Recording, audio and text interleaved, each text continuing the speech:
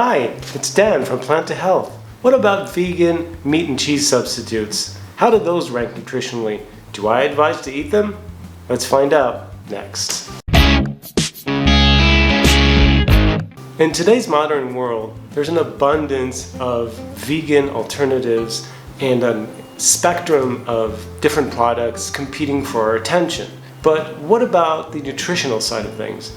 Are those any good for us? Can we eat them? Should we eat them? Let's talk about that. The most popular vegan burger brands, which I'm sure you know the names, I'm not going to repeat them. One sounds like it's improbable and the other one goes above and you know. They both are considered ultra-processed foods. They've been actually categorized and analyzed, and they are considered ultra-processed foods. The reason is that they contain a lot of isolated nutrients like protein powders. They also contain all sorts of oils. They both contain coconut oil, which is extremely unhealthy, which adds saturated fat, which we don't want. And overall, the nutritional profile, while better than eating meat, is still not something that I would consider healthy in any way, nor would I recommend it to anyone. That being said, I do realize that people sometimes have a transition phase where they move to a vegan diet, not necessarily, especially if they're not looking at the health benefits, but they're transitioning for ethical reasons. I completely understand. I was there myself. I enjoyed, well, not nearly what we have today because I transitioned to veganism over 11 years ago. I enjoyed whatever substitutes I could find. I wanted the foods that were familiar to me and were comforting, like burgers and pizzas and cheeses and all sorts of sweets and candies and cakes and ice creams and whatnot. But those are obviously processed junk foods. Now, whether they're animal-based junk foods or vegan junk foods, it does make somewhat of a difference depending on the type of food. For example, meat and dairy are so extremely unhealthy that eating the unhealthy processed vegan alternatives would actually cause less damage to you nutritionally. However, does that mean that they're healthy and are recommended? No, they are not. They are not healthy foods.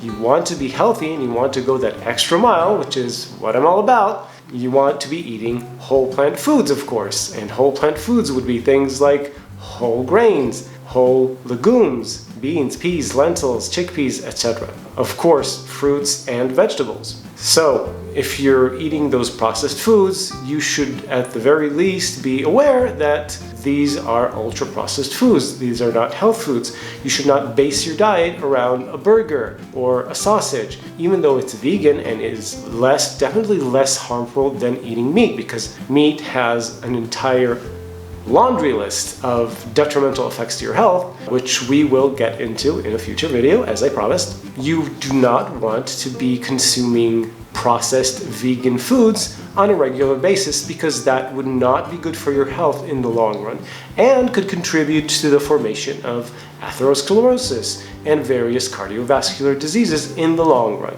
So, what we want to do is we want to rely on whole plant foods and avoid the ultra-processed meat alternatives and cheese alternatives. Now let's talk a little bit about those cheese alternatives. The cheese alternatives are typically made of two kinds of fats, because let's face it, the main component of any cheese, well, at least hard cheeses, is salt and fat.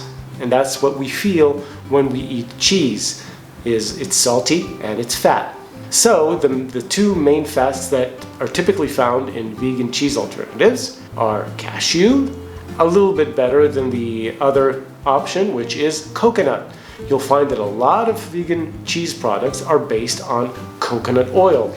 And as I mentioned previously, and I'll mention again and again and again, coconut is the number one nutritionally worst food you could eat as a vegan. It's the worst plant food you can eat as a vegan, other than eating straight up deep fried foods, which have a detrimental effect of their own because of the frying process.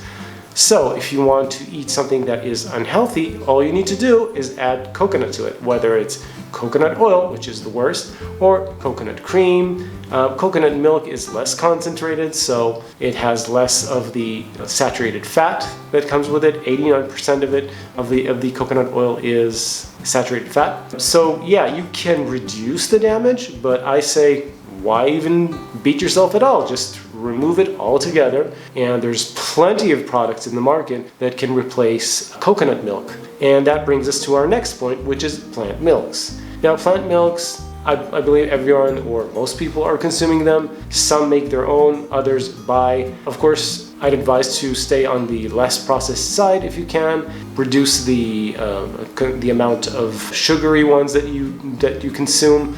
Those are just adding a lot of extra sugar to your diet, which is not great, but it's not the end of the world, actually. I consume soy milk, which I drink in my coffee. It's not that I consume zero processed foods, because soy milk as a product is a processed food, but it is minor implications in terms of the detrimental health effects, if any. There are some foods that are somewhat processed, vegan alternatives, and they look interesting, or they look healthy even to us, and it's worth devoting a few seconds to them.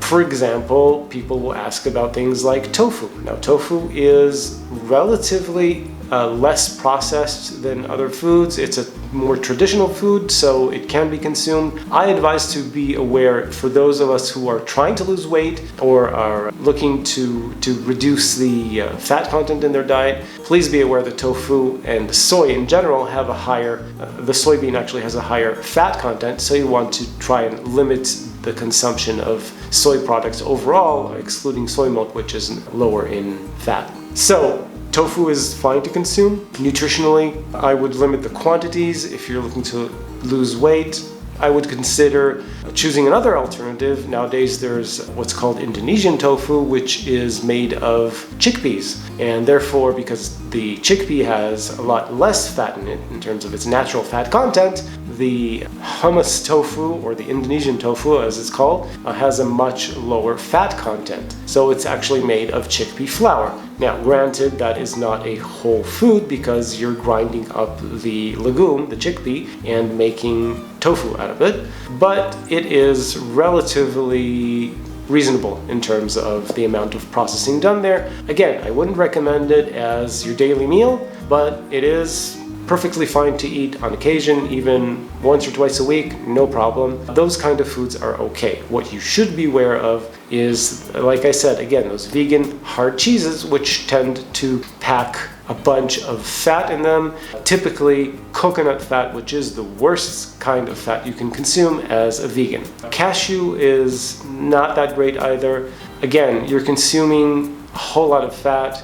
As I discussed several times before, the benefits of a whole food plant-based diet come along with a low-fat whole food plant-based diet without oils, which means the overall fat content needs to be pretty low. Now, if you're eating cheeses on the regular, vegan cheeses, you'll be consuming a lot of fat, and you won't even notice it, but those cheeses are mostly fat. So you want to either eliminate them from your diet, especially if you're looking to lose weight, or at the very least, limit their consumption to the smallest quantities you can.